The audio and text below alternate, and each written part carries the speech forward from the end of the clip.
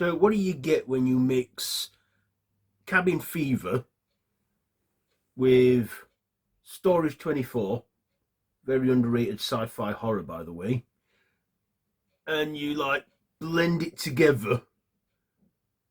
Well, stick around.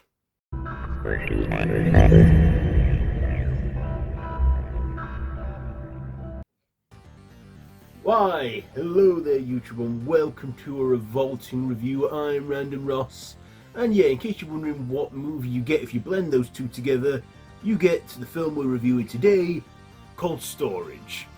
This is written by David Cope and directed by Johnny Campbell, starring Georgina Campbell.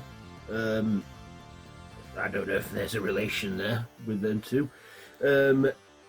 Joey Keery, Sosie Bacon, Venessa Redgrave, Leslie Manville, and Liam Neeson. So this one, the plot summary goes: when a highly dangerous fungus escapes from a secret laboratory, a former bioterrorism agent is called back into action alongside two young employees. He must confront an invisible, out of control threat. So that's like the essential plot summary there. So yeah, what did I like about this? Well, we see at the beginning, we get a bit of a cue card saying in 1979 an alien fungus from outer space came down to Earth, and then in 2005 some bio agents investigates. Then we jump to the present day where, the secret facility that stored the fungus, the ground level has been converted into a storage unit, and of course over those years the fungus has bided its time and eventually burnt its way through the door and is unleashed and starts to spread havoc. And if they don't stop this spread in time, well, all shit will get down and it could be a nasty fungus monster. So, what did I like about this? Well, first of all, our two lead actors in this, Georgina Campbell and Joe Keery, and also Liam Neeson, were all great in this. Georgina Campbell, of course, you may know already from horrors like Barbarian, and another film that's come out around the same time called Psycho Killer. Yet to see that again. But yeah, she was in this. I actually was surprised when I actually looked her up on an interview, and I'm like, oh, she's British. Then I looked her up again, and she was like, oh, she's actually from Sheffield. I'm like, yeah, local woman to me, because I myself am a Sheffielder. So yeah, from the likes of like Sean Bean, Def Leppard, Human League, ABC, Arctic Monkeys, so many other famous figures, Sheffielders given the world, we're getting them Georgina Campbell. But yeah, the fact that I thought she was an American and stuff just shows that she was good at acting it, and I liked her in this. She is gone. I think she's definitely been established as a scream queen, and I think she's got many more horrors up her sleeve to come. But yeah, like I say, she's got another one coming out around the same time, Psycho Killer, but yet to see it at the making of this video. Also, Joe Keery. I believe he's an actor that's been in a lot of stuff, Stranger Things, and some other things than that. But yeah, he was also in this one as the co-lead. We also got Liam Neeson, who pretty much is in. You're guaranteed to see him in a few films every year, and he was playing like the old, retired guy. He looked good for his age though, 74 nearly. So yeah, and we also got Leslie Manville, who has basically come to my attention in recent years. I will say that, recent years. She's been in loads of stuff, but she only ever got my attention when I first saw Mrs. Harris in Paris. Mrs. Harris Goes to Paris, followed by a few Ryan Murphy shows that she's appeared in as well. Yeah, Leslie Manville. Yeah, I like her. She's a good actress too.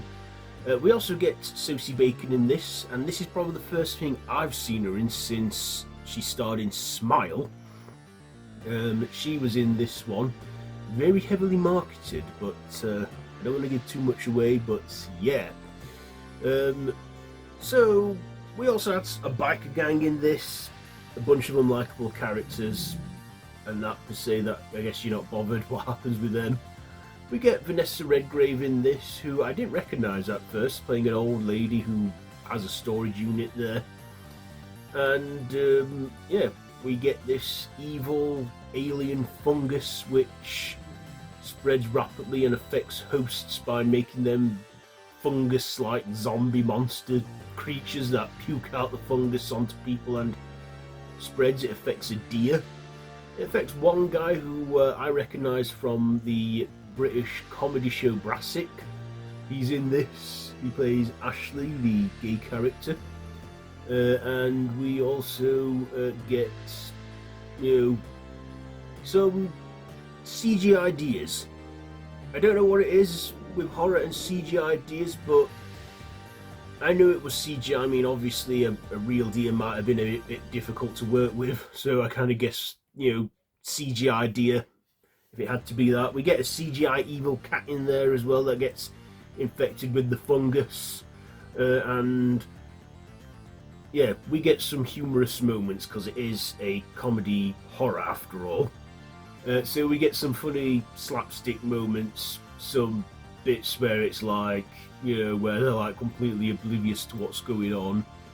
It's just a nutty film in that, but the fungus, I feel, is a bit of a character in itself, it's obviously the antagonist, but the way it spreads and learns to adapt, especially how we see it escape the vault. Like years ago it broke out of its containment and it spent the last 20 years burning its way through the thick steel door before affecting a cockroach, which then affected some rats that did a rat king, then obviously work its way up to the surface, get squashed by a car, but then the fungus crawls up the car, it affects the cats and that and everything.